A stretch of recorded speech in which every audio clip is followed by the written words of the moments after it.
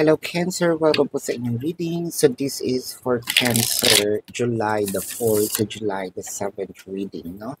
So, Cancer, para po sa mga bago, don't forget to hit the subscribe button, smash the like button, comment below kung kayo po yung nakaka-resonate, and hit the notification bell. Kung gusto niyo po ng dalawang reading sa akin, meron po tayong unang channel, that is Babaylan TV.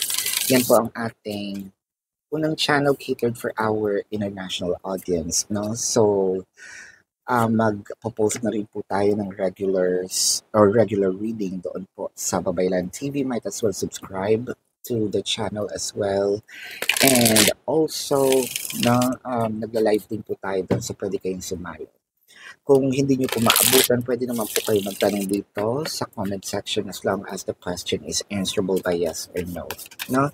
So, Cancer, kung gusto nyo po ng in-depth ang reading natin, katulad ng sa Gemini, no?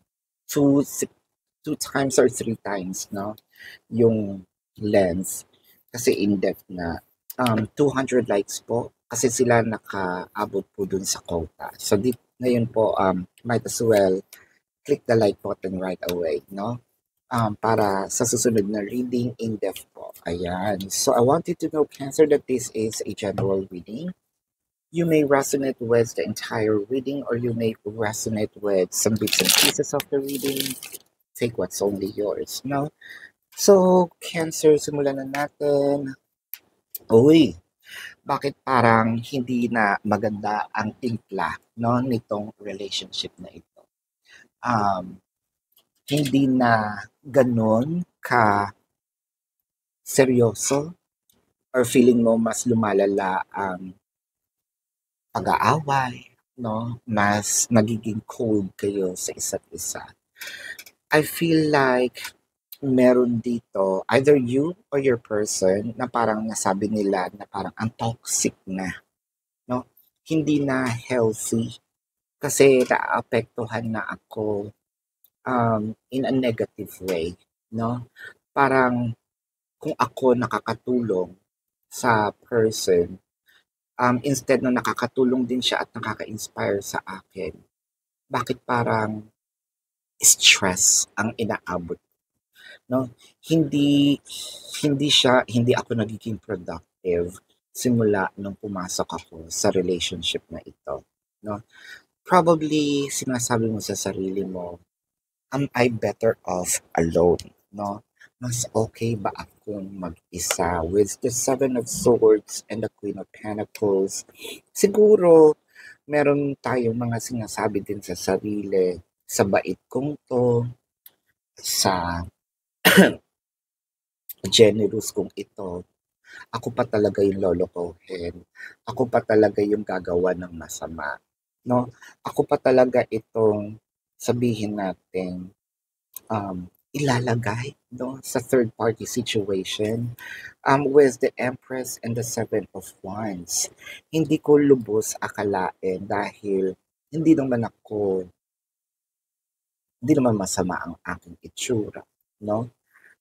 To a point na baka sa sobrang sakit, baka pinagpalit kayo, no? Or baka nakabuntis ng iba, or baka nagkaanak sa iba doon sa mga lalaki. I feel like ganun kasakit yung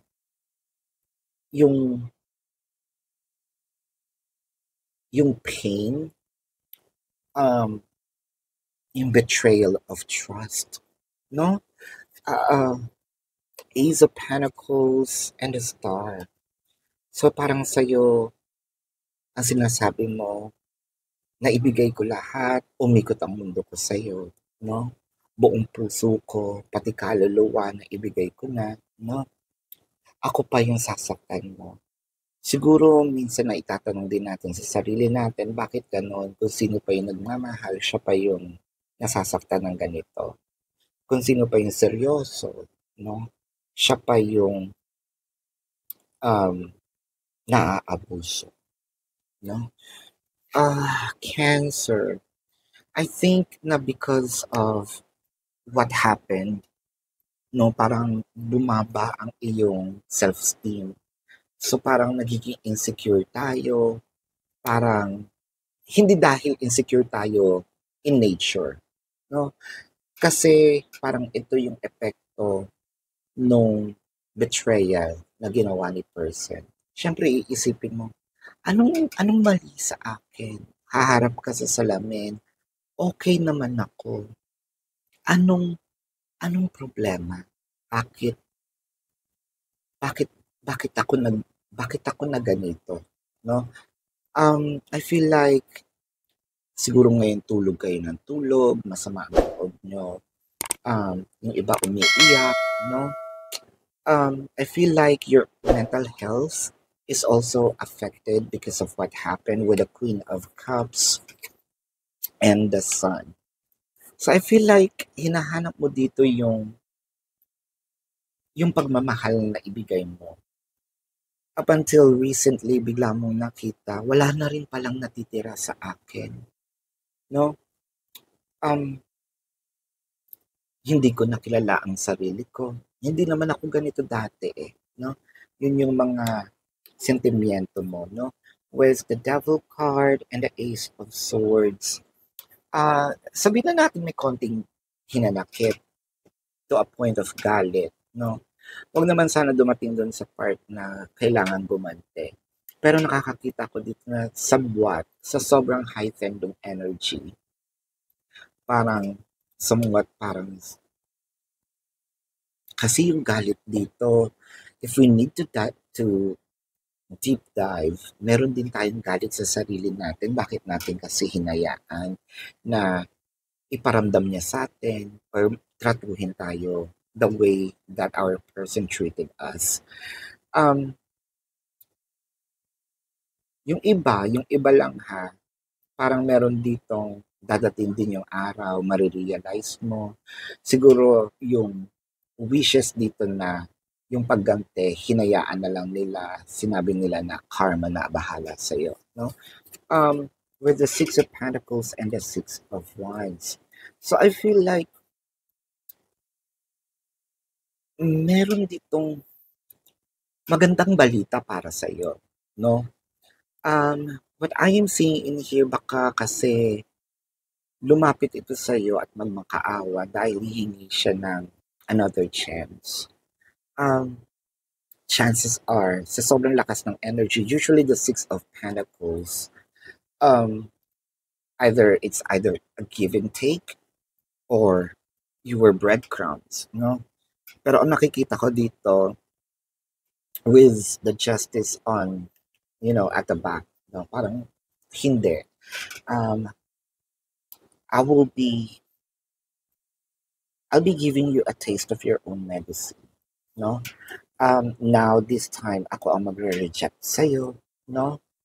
I feel like kung kailan ka nakaka-move on, magpapalit yung situation ninyong dalawa, no? Siya naman yung lalapit, siya naman yung magmamakaawa. Wow. Tingnan nga natin dito ang message, no, ni person para sa'yo.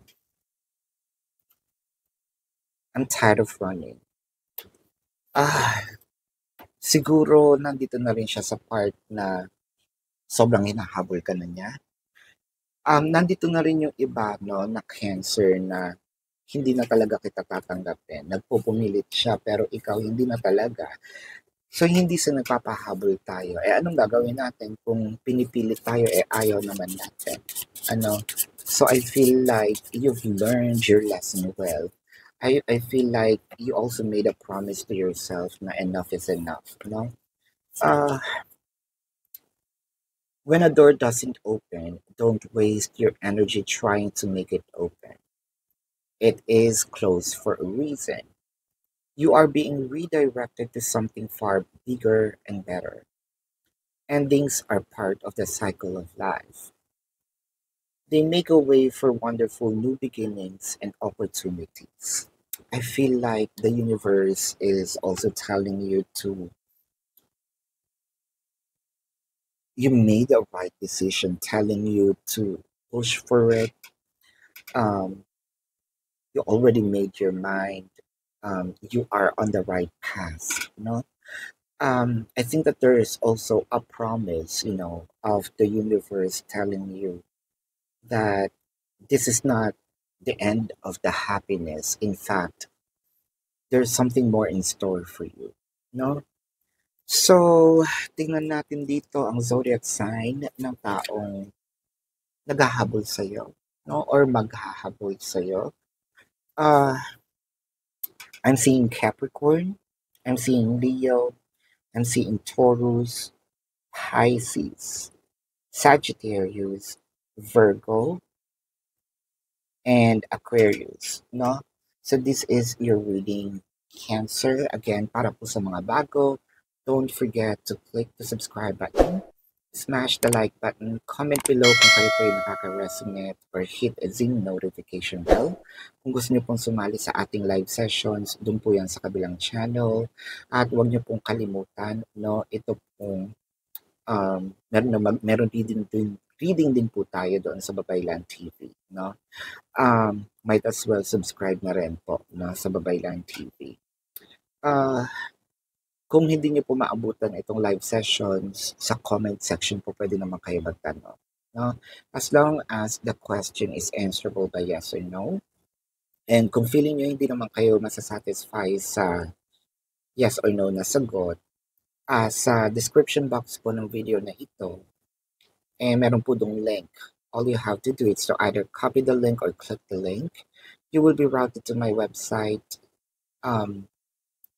All of the information is there, no? Nandun po yung how much per questions, modes of payment, QR codes, no? I also created a promotion of 4 questions plus 1. And kung interested po kayo sa private reading, nandun din po yan, no, sa description box. Kung gusto niyo po ng mahabang reading katulad nung sa Gemini, no, 2 times or 3 times ng length ng video na ito, 200 likes, click the like button. Love and light to you. Namaste. See you po sa susunod na reading. Goodbye, Cancer. You want the best of my heart, you just got